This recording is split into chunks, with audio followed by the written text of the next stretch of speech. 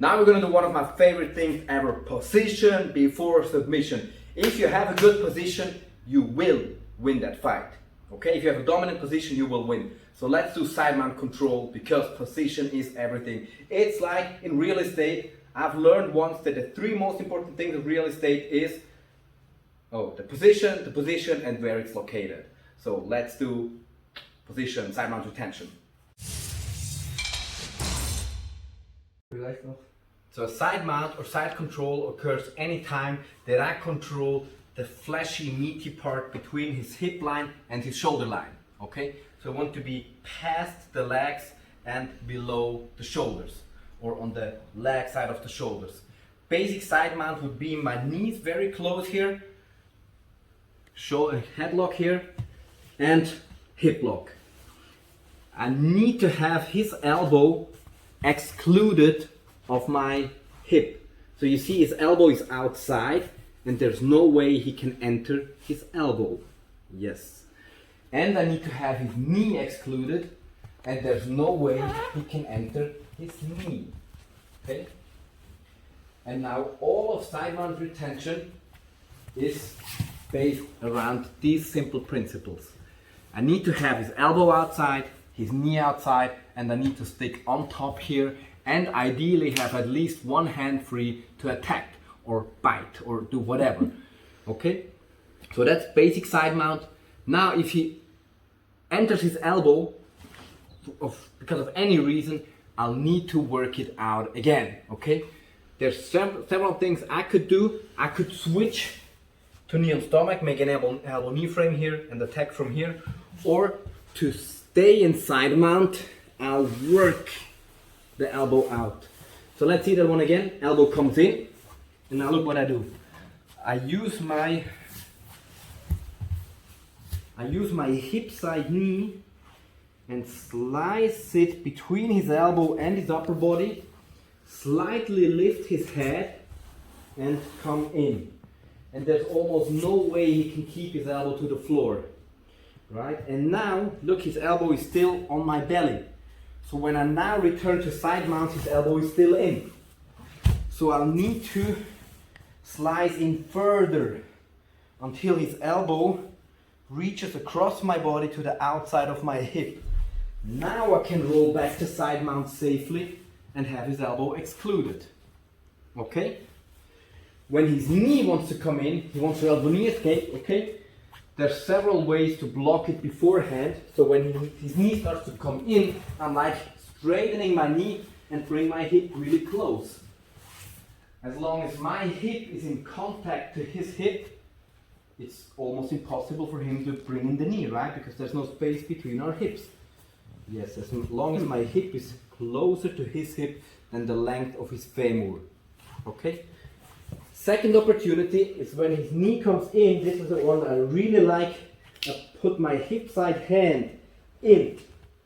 And now, even though he tries to regain guard, he can't because his hip is blocked. And I'll just walk around his knee and regain guard. Third, if his knee comes in, boom, now he's got an elbow knee frame.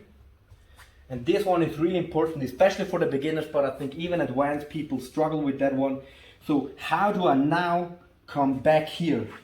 I just step over it. I slice in, and I get side mount again. Let's see the one again. Knee comes in, and I'm like, oh, what I'm gonna do? Can you come here? Look, from the top. You see the triangle, shoulder, hip, elbow, knee. That's a triangle, right?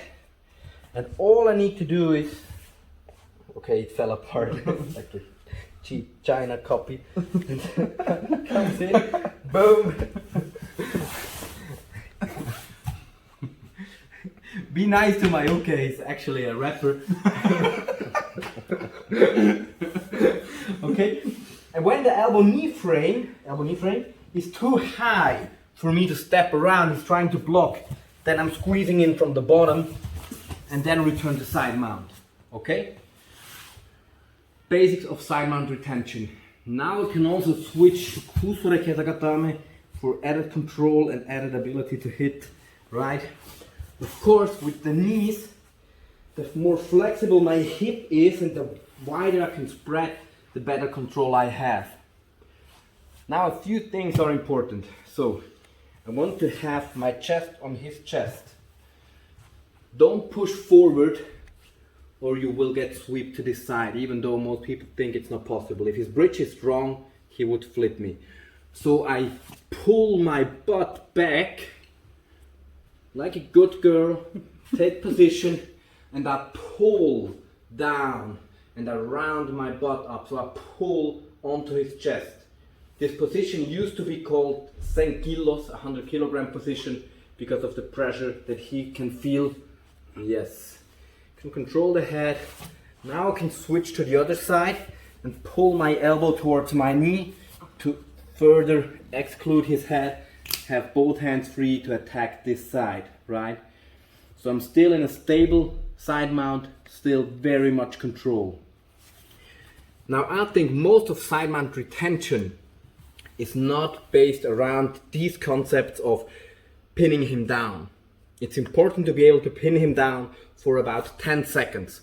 Usually first 10 seconds that you enter a new position, he'll try to freak out and escape. So I need to be able to really hold him down, control the head, control the hip, control the shoulder line, control his elbow.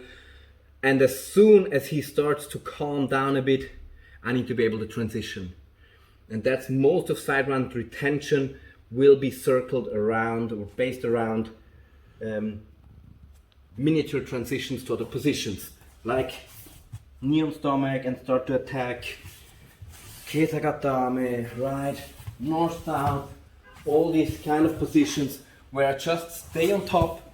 And that should be my number one priority, is not to stay in side mount, but to stay on top. Even if it means leaving side mount, I need to stay on top.